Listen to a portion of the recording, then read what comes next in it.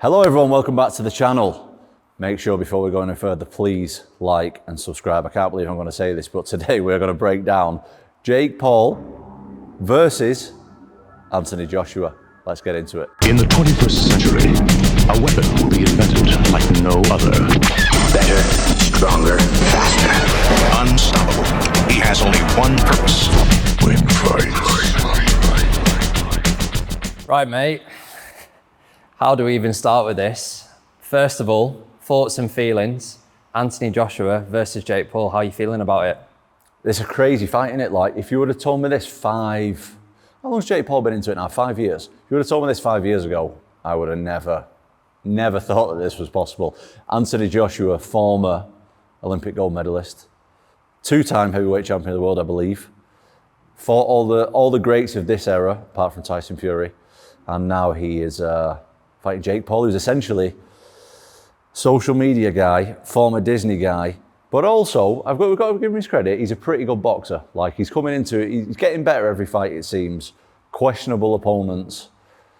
This is a wild matchup, but there's been a lot of stick out there, Anthony Joshua, people saying like, why is he fighting Jake Paul? Look, for Anthony Joshua, this is an 8-rounder, isn't it? Or is it 10-rounder? 8. This is an 8-rounder. The guy's he'll be getting something like 50 million for the fight. Look, if the shoe was on the other foot, all of us, me, you, people behind the camera, we would all do an easier job than our own job for that amount of money. Let's stop being silly. Let's stop the flack towards Anthony Joshua. We would all do the same thing if we got the opportunity. And what do you think about it for boxing as well? Obviously, there's going to be a lot of eyes on it with it being on Netflix Friday night. I don't get the notion that this hurts Anthony Joshua's legacy and hurts boxing. If anything, I think it does really well for boxing. I think that it's going to be the most eyes of any fight this year on this. And this is obviously a boxing fight. This is a combat sports fight. This is good for all of us, MMA, boxing, kickboxing, whatever combat sports you're into. Although from the outside it looks a bit funny, I think it rises us all up a little bit. So we have to talk about the size of the boys. Anthony Joshua, huge human being, 6'6", fighting Jake Paul. He's quite big in his own right, 6'1", but the size difference is massive, especially like Jake Paul's been fighting cruiserweight, fought below that as well. Anthony Joshua is a natural heavyweight, 245 pounds plus, 6'6". Jake Paul obviously a lot shorter, but one of the advantages that we've seen for Jake Paul in this fight, when Anthony Joshua fought Anthony Ruiz, he's fought him twice. In the first fight, particularly, Anthony Joshua was making himself a lot smaller than he actually is. In the second fight, he did improve on it a little bit more. He wasn't using that long, stiff jab and the long, stiff 1-2 that he's got. He was a lot of the time coming down to his kind of size. So, is he going to do that in this fight? I don't know. But if he does, that's where Jake Paul will look to throw a few hooks over the top and catch him. Sometimes, if you're a big guy, it's harder fighting the small guys who move around a lot. So maybe Jake Paul's going to get on his bike a little bit and it's going to take Anthony Joshua a little bit of time to get to him. But with the opposition that Anthony Joshua has been fighting over his career, from the Olympics to heavyweight champion of the world, in my opinion, he shouldn't have any problems getting to him. It might take him a round or two, might take him a little bit more, but in my opinion, Anthony Joshua should blow him out after a couple of rounds. Go on then, let's get into how Anthony Joshua wins this fight. If we're looking at his last few fights, obviously got caught by Dubois in his last fight, but then at the same time, he's also knocked Francis Ngannou out. Yeah, right. We can look at it. We can look at the positives and negatives with Anthony Joshua, right? So, positives, massive guy, very athletic, lot of power.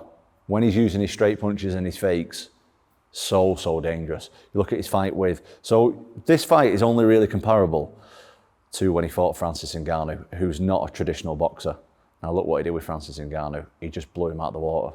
He got him biting on the jab, biting on the right hand, and then just whacked him, knocked him spark out, knocked him down previously in the fight as well. So if you can do that with someone like Jake Paul, which I'm sure he can, he's gonna blow him out of the water. The thing with Anthony Joshua, the only like caveat that I've got in my mind with Anthony Joshua is sometimes when he fought Klitschko he's only fought Klitschko once, but when he fought him, and we're comparing Klitschko to Jake Paul, which is crazy.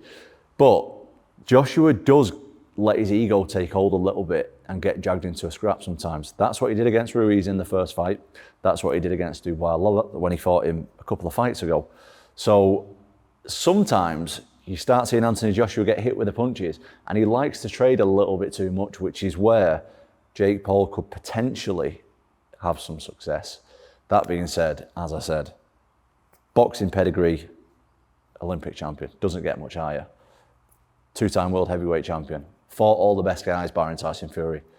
He knows what it's like to be in there, under the pressure, against these big, massive guys who are big, massive punchers, and he knows how to ride the shots, he knows how to finish a fight. Once he gets guys hurt, Anthony Joshua is absolutely clinical.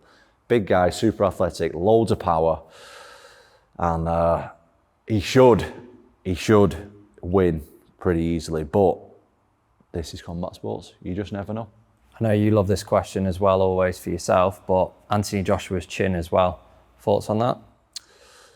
I think it's heavyweight fighting. If you get hit, you're going over. But I think it's not the chin that's questionable with Anthony Joshua. For me, it's his approach. Sometimes he gets hit, and the boxing, even though he's got this massive boxing pedigree of, like we said, Olympics, all these professional fights at the high level, sometimes when he gets hit, he seems to get dragged into a scrap a little bit too much for me. So I don't think it's the fact that his chin's bad at all. I think it's the fact that he exposes himself a little bit too much to getting hit. When he gets in that scrapping mode, which is great, sometimes you need to get in that scrapping mode to finish the fight, which is amazing.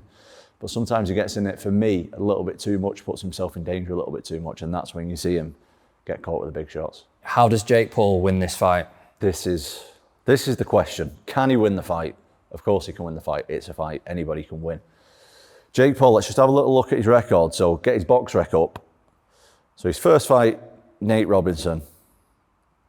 That's it. That's the other guy's debut, so fair enough. Second fight, Ben Askren. Ben Askren is obviously a UFC fighter, not a boxer, not known for his hands. Knocked him out.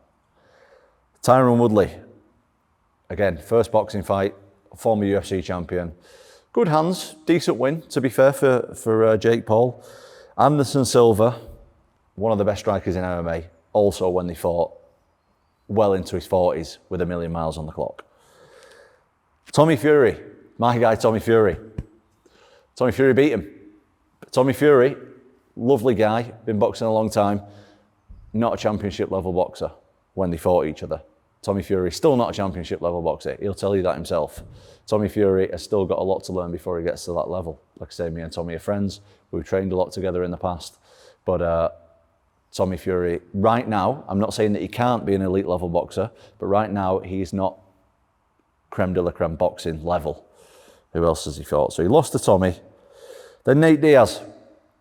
Nate Diaz, UFC legend, a lot of fights, a lot of miles on the clock. MMA fighter. And then we've got Andre August, who he knocked out. That was a good win for him. Ryan Boland, he was 17-2. Then he fought Mike Perry, beat Mike Perry. Mike Perry again, MMA fighter, bare knuckle fighter, not a boxer. Jake Paul's a lot bigger than him. Then he fought Mike Tyson. Obviously, Mike Tyson needs no introduction from me. Mike Tyson's 50-something years old when they fought. Then he fought Julio Cesar Chavez. Loads of miles on the clock. Boxer, good level boxer, but when they fought, he's got a lot of miles on the clock. So, some may say that Jake Paul's record is a little bit questionable with the guys who he's beat. That being said, I think, personally, Jake Paul is improving every fight. He's getting more, he's a very athletic guy, he's getting more athletic, he's getting more experienced, he's definitely got power. Some of these guys he's beat, yeah, they're not top level boxers, but they are high level fighters, and Jake Paul's knocked him out. So I do think he's got a chance to go in there and knock him out. If he catches Anthony Joshua does put himself in the firing line a little bit. He may catch him.